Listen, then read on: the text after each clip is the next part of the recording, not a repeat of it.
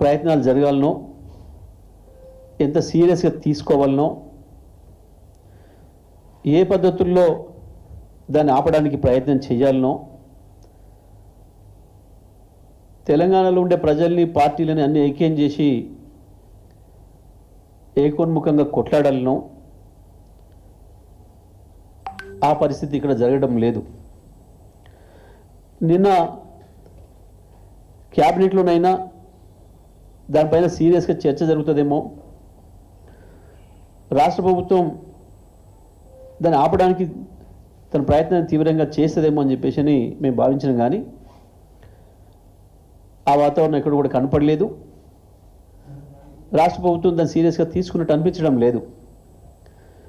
కానీ ఇది సరైన పద్ధతి కాదు, ఇది మంచిది కాదు, రాష్ట్ర ప్రయోజనాలకి చాలా తీవ్రమైన విఘాతం కలిగే అవకాశం ఉంది నీళ్ళ విషయంలో. ఎందుకనంటే కృష్ణ ఇప్పటికే ఖతమైపోయింది. ఆనాడు సమైక్య ఆంధ్రప్రదేశ్లో చేసిన తెలివి తక్కువతనం వల్ల కృష్ణ నీళ్ళ విషయంలో మనకు నష్టం జరిగింది. ఆనాడు సమైక్య ఆంధ్రప్రదేశ్కే కొంత నష్టం జరిగితే దాంట్లో తెలంగాణకి ఇంకా తీవ్రమైన అన్యాయం జరిగింది. ఆంధ్రప్రదేశ్కి వచ్చిన నీళ్ళను మొత్తం మాకే వచ్చినాయి అన్న పద్ధతుల్లో ఆంధ్ర ప్రాంత నాయకులు వాడుతుంటే కనీసం తెలంగాణలో ఉన్న వాళ్ళు ఎవరు కూడా సోయలేదు, మాట్లాడలేదు. ఆనాడున్న నాయకులు ఎవరు కూడా మాట్లాడలేదు. దాంతోనే తెలంగాణకు తీవ్రంగా నష్టం జరిగింది.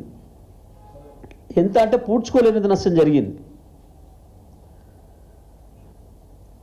కానీ ఇవాళ గోదావరి విషయంలో కూడా మనం గోదావరితోనే సరి చేసుకుందాం, కృష్ణా పరివాహక ప్రాంతాన్ని కూడా దాన్ని వాడుకోవడానికి కావాల్సిన ఏర్పాట్లు చేసుకుందామని చెప్పి కేసీఆర్ గారు అనేక ప్రణాళికలు చేసిండ్రు. సాగర్ ఎడమకాలువకు సంబంధించి కూడా గోదావరి నీళ్ళని ఎట్లా తీసుకొచ్చి వాడొచ్చు అనే దానికి ప్రణాళికలు సిద్ధం చేసిండ్రు. గోదావరిని ఎంత వీలైతే అంత తొందరగా ఎట్లా పూర్తి ఉపయోగంలోకి తెచ్చుకోవాలనే దానికి అనుమతులు తీసుకొచ్చిండ్రు, అనేకమైన ప్రణాళికలు చేసి అన్ని చేసిండ్రు. కానీ దురదృష్టవశాత్తు ఇవాళ రాష్ట్ర ప్రభుత్వానికి ఏమాత్రం పేరు గుట్టినట్టు కూడా లేదు. ఎందుకో ఏదో మాట్లాడదాం, రాజకీయంగా ఇతరుల మీద నెపాన్ని నెడదాం అని ఒక ప్రయత్నం చేస్తున్నట్టు కనబడుతూ ఉంది. కానీ నేను రాజకీయ పార్టీలకు సంబంధించిన అన్ని తెలంగాణ రాజకీయ పార్టీల నాయకులు, కార్యకర్తలు, ప్రజలందరూ కూడా విజ్ఞప్తి చేస్తూ ఉన్నా, తెలంగాణ మేధావులు, ఉద్యమకారులు, తెలంగాణ మేలుగోరే ప్రతి ఒక్కరు కూడా మా విజ్ఞప్తి, ఇది రాజకీయాలతో కొట్టాడుకునే సందర్భం కాదు. అందరం కలిసి కట్టుగా ఒకే మాట మీద కొట్టాడాల్సిన సందర్భం ఇది. ఇది అంత గంభీరమైన సమస్య. దయచేసి ఎవరు కూడా దీంట్లో రాజకీయాలు వెతుక్కొని ఎవరి మీద ఎవరు నెపం వేసుకుందామా అన్న ప్రయత్నం చేయడం కాదు. అందరం కలిసి గోదావరిని కాపాడుకోవడం కొరకు ఏం ప్రయత్నాలు చేయాలో అవి చేయాల్సిన అవసరం ఉంది. ప్రత్యేకించి రాష్ట్ర ప్రభుత్వంగా చంద్రబాబును చర్చలకు పిలుద్దామనే మాట ఏదైతుందో దానికి మించిన దరిద్రపు కొట్ట ఆలోచన ఇంకొకటి ఉండదు. మనం చేయాల్సింది, మన రాష్ట్ర ప్రభుత్వం చేయాల్సింది వెంటనే అపెక్స్ కౌన్సిల్ మీటింగ్కు కాల్ఫర్ చేయమని చెప్పి డిమాండ్ చేయాలి మన ముఖ్యమంత్రి. అపెక్స్ కౌన్సిల్ సమావేశం వెంటనే ఏర్పాటు చేయండి, దాంట్లో మా రాష్ట్ర ప్రభుత్వం యొక్క అభిప్రాయం మేము చెప్పే అవకాశం ఇవ్వండి అని చెప్పి డిమాండ్ చేయాలి వాళ్ళ మన ముఖ్యమంత్రి, కేంద్ర జలశాఖ మంత్రికి చైర్మన్ కాబట్టి ఆయన వెంటనే దాన్ని డిమాండ్ చేయాలి. అసలైన స్టెప్ అది.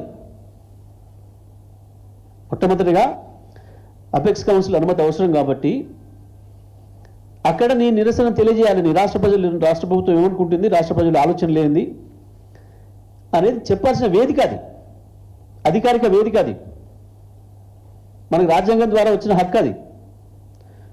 మీరు దాన్ని వినియోగించకుండా చంద్రబాబుతో చర్చలు చేస్తాం, ఇంకోటితో చర్చలు చేసడం అనేది అది ప్రజలకు ద్రోహం చేయడం అవుతుంది, తెలంగాణ ప్రయోజనాలకి నష్టం కలిగించడం అవుతుంది తప్ప ఇంకోటి కాదు. మేము స్పష్టంగా మేము విజ్ఞప్తి చేస్తా ఉన్నాం. వెంటనే ఫస్ట్ చేయాల్సిన పని అపెక్స్ కౌన్సిల్ సమావేశానికి డిమాండ్ చేయాలి, అక్కడ మన అభ్యంతరాన్ని తెలియజేయాలి. ఎట్టి పరిస్థితుల్లో తెలంగాణ ఒప్పుకోవడం లేదనే విషయాన్ని స్పష్టంగా చెప్పాల్సిన అవసరం ఉంది. దానికి కావాల్సిన పద్ధతుల్లో మిగతా రాజకీయ పార్టీలన్నీ మద్దతు తీసుకోండి. ఇవాళ మొత్తం 16 మంది ఎంపీలు పోయి చెప్పండి. అవసరం ఉంటే రాజ్యసభ ఎంపీలు, పార్లమెంటు, లోక్సభ ఎంపీలు అందరూ కూడా కలిసిపోయి, కానీ ఇవి అన్నిటికంటే ముందు చేయాల్సింది, మనకు ఒక స్టాచ్యుటరీ బాడీ ఉంది, అపెక్స్ కౌన్సిల్ అనేది ఉంది, అది అత్యుత్తమమైంది. అక్కడ మనం నిరసన చెప్పాల్సిన అవసరం ఉంది, మన అభిప్రాయం చెప్పాల్సిన అవసరం ఉంది. కానీ అది కాకుండా ఈడ ఒకరికొకరు నేపాల్ వేసుకునే ప్రయత్నం. ఇందులోనే ఇంకొక విషయం కూడా గమనించాలి. ఒక వర్గం మీడియా చాలా పథకం ప్రకారం ఇది తెలంగాణ రాజకీయ పార్టీల మధ్యలో పంచాయతీలాగా సృష్టించే ప్రయత్నం చేస్తూ ఉంది. కేవలం తెలంగాణ రాజకీయ పార్టీల వాళ్ళని పిలిచేసి చర్చలు పెట్టి మీరేం చేసిరని చెప్పి అనిపించి దీన్ని పూర్తిగా పక్కదారి పట్టించి వాళ్ళు వేసుకపోవడానికి కావాల్సిన వాతావరణం కల్పించడానికి ప్రయత్నం చేస్తూ ఉంది. దీని విషయంలో కూడా అన్ని పార్టీల రాజకీయ నాయకులు జాగ్రత్తగా ఉండాల్సిన అవసరం ఉంది. ఇది మన పంచాయతీ కాదు, ఇది మన బజార్ పంచాయతీ కాదు, ఇది బతుకుదూరు పంచాయతీ.